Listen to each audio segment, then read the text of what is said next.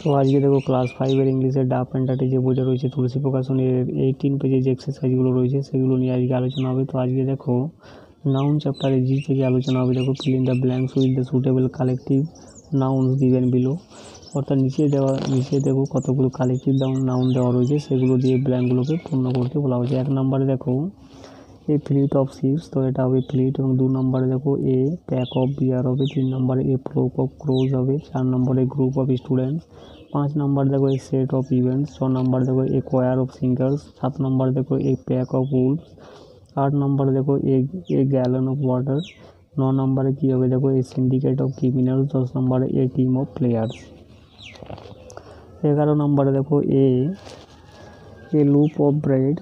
12 নম্বরে দেখো এ army of soldiers. এবং 13 নম্বরে দেখো এ পাইল অফ বুকস। 14 নম্বরে এ চেন অফ বাউলস। এবং 15 নম্বরে দেখো এ বার অফ লয়ার্স। 16 নম্বরে দেখো এ হাইভ অফ ইনসেক্ট। এবং 17 নম্বরে দেখো এ বাকেট অফ ফ্লাওয়ার্স। 18 নম্বরে দেখো এ গ্যাং অফ রবার্স। 19 নম্বরে দেখো এ ক্রোনি অফ অ্যান্ডস। এবং 20 নম্বরে দেখো এ চেস্ট অফ ড্রয়ার্স।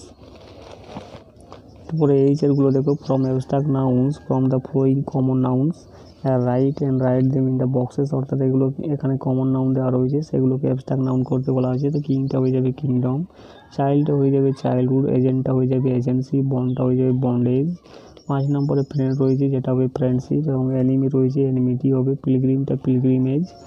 এবং ক্যাপ্টেনটা হয়ে যাবে ক্যাপ্টেনশিপ। এবং বেগারটা হয়ে যাবে বেগারহুড, অথারটা হয়ে যাবে অথারশিপ। এরপরে আয়েরগুলো দেখো from abstract nouns from the following adjective write them in the boxes, অর্থাৎ এখানে দেখো কতগুলো অ্যাডজেক্টিভ দেওয়া রয়েছে যেগুলোকে তোমাকে অ্যাবস্ট্রাক্ট নাউন করতে বলা হয়েছে। কনফিডেন্টটা হয়ে যাবে কনফিডেন্স, ব্রেভটা হয়ে যাবে ব্রেভারি, ইয়াংটা হয়ে যাবে ইয়ুথ। এবং হাইটা হয়ে যাবে দেখো হাইটা হয়ে যাবে হাইট। এবং জয়ফুলটা হয়ে যাবে জয়ফুলনেস। এবং বিউটিফুলটা হয়ে যাবে দেখো বিউটিফুলটা হয়ে যাবে বিউটি, সাইলেন্টটা হয়ে যাবে সাইলেন্স, ড্রেডফুলটা হয়ে যাবে ড্রেডফুলনেস। এবং ডিফারেন্টটা হয়ে যাবে দেখো ডিফারেন্স। এবং স্যাডটা হয়ে যাবে স্যাডনেস।